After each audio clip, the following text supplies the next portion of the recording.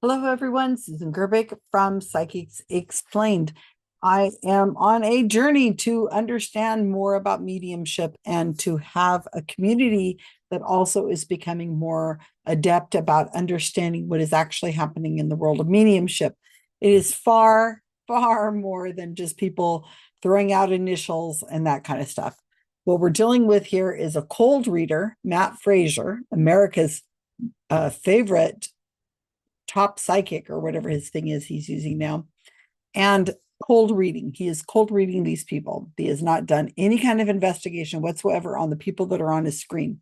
This is video 5 of a series of 9 that were recorded in a gallery reading on October 29th, 28th, 2025.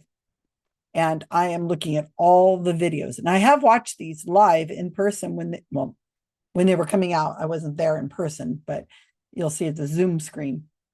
But I've gone through them, but they're starting to blend together. I mean, after hours of these things, you do get a little confused as to which was which. So what we're going to see is a 7-minute reading of 3 women. I think it's just 3 women. Matt tends to want to read for people who are multiples, probably because cold readers want a bigger audience. The bigger the audience, the more likely they're going to hit on something. This is an energetic group, which is another thing that I think that they want because it's just a more visual effect to have people excited about getting a reading. The person who's choosing the sitters for Matt can see all the people on the screen and just decide who they're going to pick. So people who are engaged, people who look like they would make a good reading, and multiple people seem to be the ones that are getting the readings. This video is a standalone. You can watch it just by yourself and you should be able to understand pretty much everything that's going on. But I think it's healthy and it's a responsibility of the skeptic community who wants to understand this, not to cherry pick through people's videos of readings and look for the worst or the best and then make an assumption about the person about that. If you can, to watch a whole chunk of videos, lots and lots of different readings, in recorded on the same day. That's where you really notice a lot of similarities, and then not to edit them out for the best parts. So yeah, this gets long, it gets tedious, it's difficult to watch, trust me, I know, but we should be watching the whole thing. I guess summing it up makes sense at some point, but really to understand, we need to watch. And I'm hoping that you as a community will help me out by leaving comments under the videos and letting me know what you see, because it's wordplay at times, and it's also we're making us as the critics that are watching this critically are making assumptions about things. If we say that is a very common thing to do, that happened to me in my life, and I know other people that's happened to, or maybe we'll say that is an extremely uncommon thing that he's saying. And I think that sounds really like he could be really a psychic. For example, in the last set I did, which is all the ones with the yellow line, the around the border of the thumbnail, those were all created on the same day, October 21st, I think. And in that reading, I think we had 3 or 4 miscarriages come through, and a lot of other common things. But like this set on the 28th and the set on the 21st, we saw a similarity of 2 fathers who were really into cars, and they collected license plates from cars. So we've already seen that happen in this session already. And I would not be shocked if it showed up again. So they have their tropes where they say the same standard things. I don't think Matt's actually really thinking about it. He's just on autopilot, just whatever his best hits are, and just goes with it. That's what I think. I think he's a performer, and he's just rattling off whatever he wants. So now what we have here this time is 3 young-ish women in their 30s, probably. So do you think he's going to ask if their parents have died? I don't think so. Do you think he might ask if their grandparents have died? Do you think he's going to select something more typical of 30-year-olds? I don't know, maybe schooling, or no, he's supposed to be talking to the dead, right? So maybe a classmate or somebody young who's also died, maybe an infant child. I can't even remember what happened in this one. And if I look back at my team that was watching this live when this happened in their comments, something about drug overdoses. Can't quite remember. I'm seeing their comments, but it's a whole night of an hour and a half of reading, so they're kind of like comments, and I can't tell exactly where they are in the video. Some of these comments are interesting, but I don't know if it refers to this reading or the one that's coming after this. Okay. So get your pen and paper ready, or pencil and paper, and let's get to it. This is reading 5 of 9. I think I get more excited to meet you guys than you guys do to meet me. Yeah. Paige, where are you guys? We're in Massachusetts. Oh my gosh, you're close by. What part of Massachusetts? We're in Foxborough, Plainville, yeah. Foxborough. Oh my God, that's not far at all. All right, well, Yeah. glad that you guys are here. There's a couple souls that are stepping forward. First of all, I have this young male that's coming through that's telling me that they passed of some type of overdose here in the physical world when I'm connecting. So first of all, you guys are right over there. You're looking like this. I kept hearing this soul stepping forward and saying, you know, I'm sorry for passing this way. I'm sorry for doing this. And they're showing me that, first of all, they're taking responsibility for their passing, and they're taking responsibility for the way that they had died. So first of all, who is that to you? Somebody for Matt. Matt, do you know anyone? My husband has a friend that passed away that way. Okay, so does he also have a friend that passed in an automobile accident as well? No. There's also a soul that's also here that I kept hearing about that was also on a motorcycle and passed, that died in the bike accident. Do you know anyone? No. No. I feel like these souls are connected, like these souls knew one another. So I'm seeing when I'm connecting, it looks like a, how do I explain it? A school, like I keep seeing it like one passed in high school and the other one passed years later. But somehow those souls are connected. Yeah. You know Riley? You? Yeah. Where? Riley's in the background. Oh, what the hell? You're all the way over there. So first, I'm hanging out in the background. Yeah. that's all right. So first of all, who was that to you? An uncle and a cousin that I never met. Okay. And was the cousin the one that passed the overdose here in the physical? No, that was vehicle related. That was the vehicle related. Yeah. I'm just listening to what they're telling me. Hold on one second. Okay. What's really interesting is I keep hearing I ended my life in this way. So I feel like this person's stepping forward because they took responsibility. Like they actually chose to pass in this way of this overdose. It wasn't, it actually was a suicide in how they had died. Correct. Yeah. Do you know if that's true? Yes, that's true. And who is that? Was that your uncle? Yeah, uncle. That's what we call them, uncle. Okay. So his soul's here, and there's a lot of baggage that's here that's connected to this man. Because the moment I'm connecting with him, he's telling me there was a relationship issue that he was going through, some type of a breakup or separation at the time. Yes, yeah. And he just said to me, I'm so sorry. I'm getting the chills because he said to me that the person that he was with at the time, meaning either his wife or significant other, whoever it was like blamed for his passing. A little bit, yeah. So no, meaning that even though he had taken his life, right? Because there was issues in that relationship with one another, I see that, and there was talks of separating or going different ways. There was all this blame that was put on her. Yes, yeah. His soul's here. Okay. And what I also don't like about this is that I also keep seeing police trouble. Did he also get in trouble with the police before he had died? Yes, yeah. He keeps telling me I was afraid to go to court. And he was afraid to go to jail. I would believe it, yeah. So what I'm connecting is that this is like this two-part. And would you know if that police issue was also connected to domestic violence or connected to that person he was with? I would say yes. I was definitely sheltered from it a little bit. I was a little younger when this had happened, but as I grew up, I kind of got the gist of what was going on.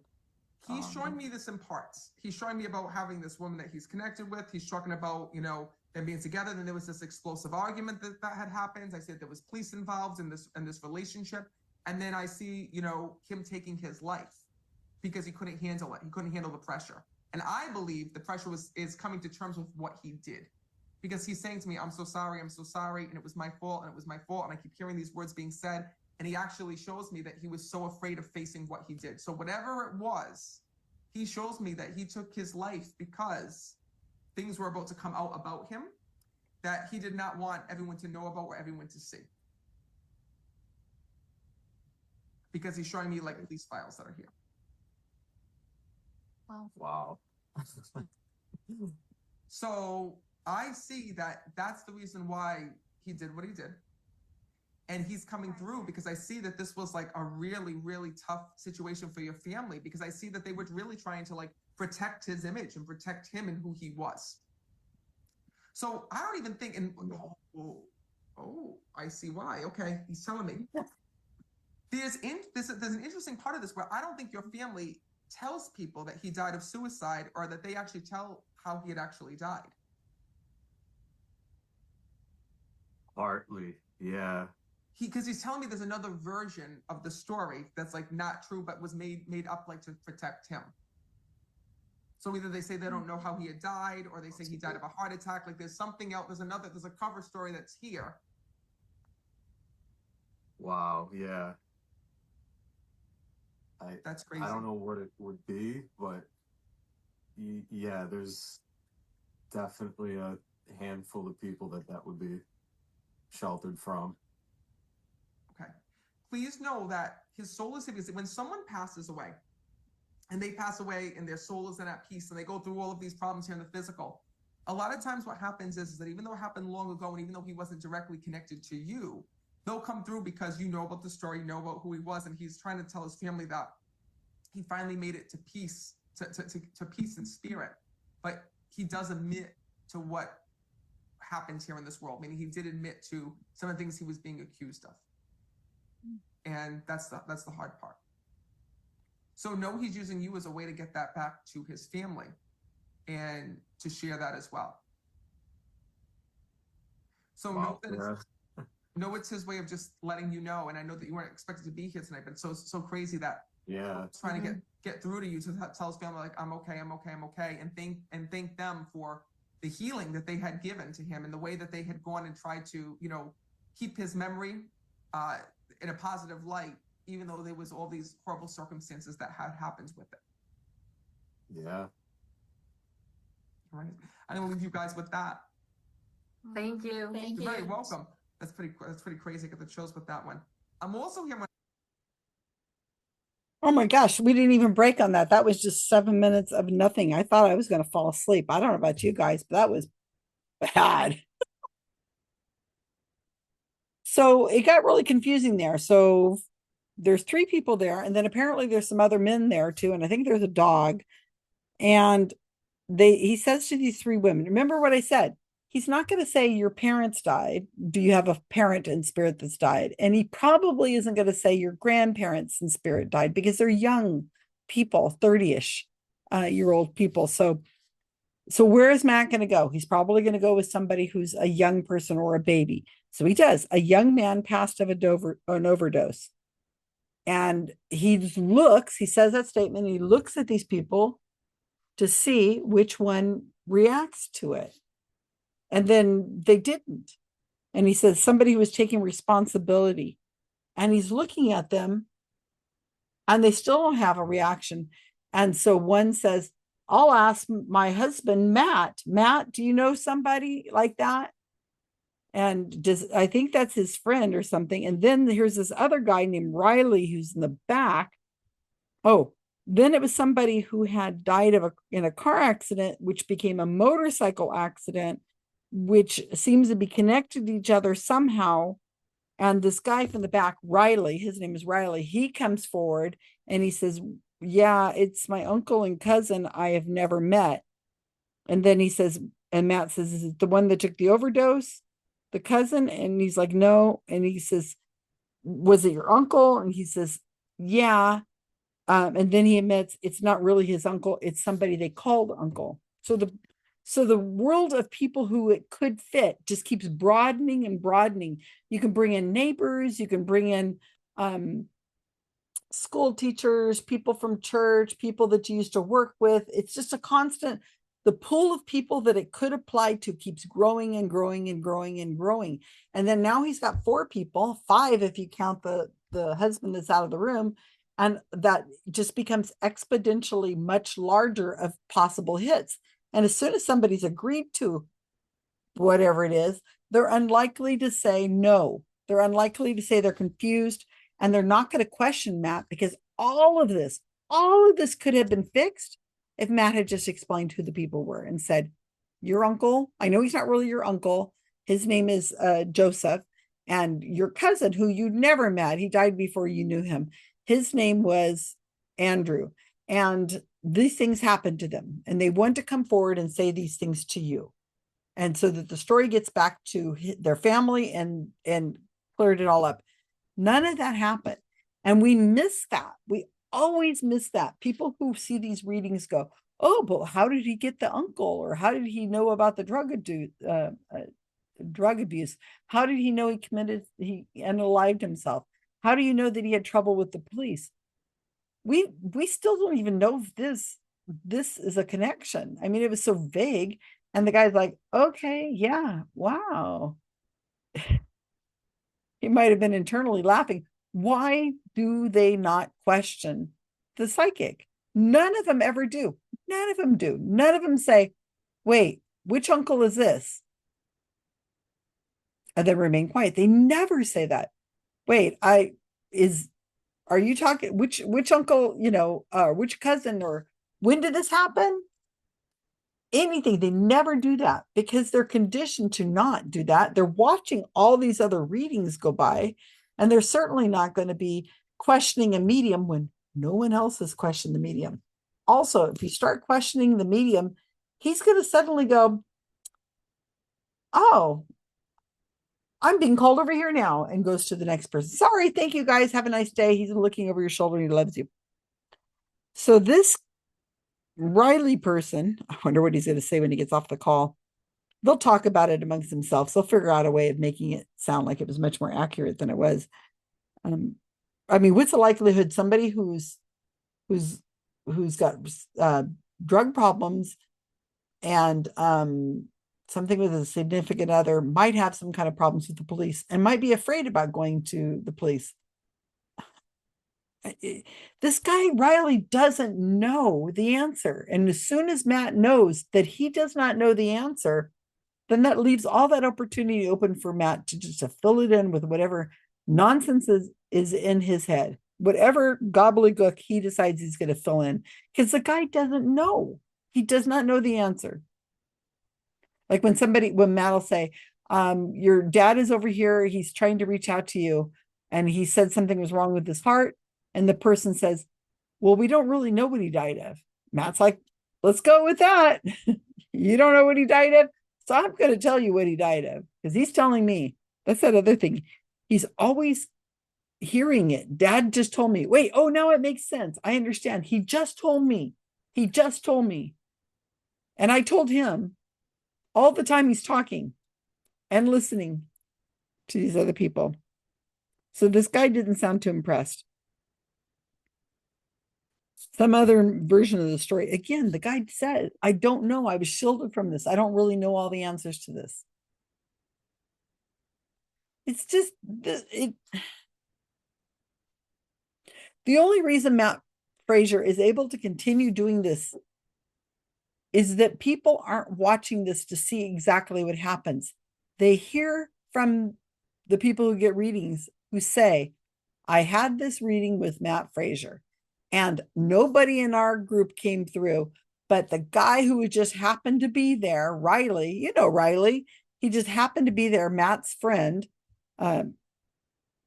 Matt, who's the husband of one of these women, he was there and he was just listening in, and oh my gosh, a message came from him, and he knew all about all this stuff, and drug abuse and da da da, and how he killed himself and abuse, and on and on. That's how the story is going to spread. They're not recording this, so the story will spread just that way. And then it makes Matt seem like he did this amazing thing because nobody's double checking, and they're just listening emotionally, wondering what's going to happen next. They don't have the benefit of going back and looking at it again like we do. I doubt they will ever find this video because these people are just, they're not looking for ways of finding how they could be wrong. They'd rather feel like the story. Now they got this great story they can tell about how Riley was over the house and he just happened to be listening in at the time that the psychic said this thing about his uncle and his cousin. And the story gets just passed on like telephone. Anyway, comments below. That was video number 5 of 9. We've got a few more to go through, 4 more. And let's see what else everybody has to say. Nothing was really said whenever we watched this live. Somebody said just that, what's the likelihood somebody could have drug abuse problems and also have problems with the police? And somebody else said, yeah, like that never happens. Okay, comments. You might have picked up something I didn't. I don't know why they didn't get the dog. Maybe he could have done a reading for the dog. Woof, woof, woof, woof, woof, woof, woof. Woof, woof, woof, woof, woof, woof. I'm laughing because that is silly.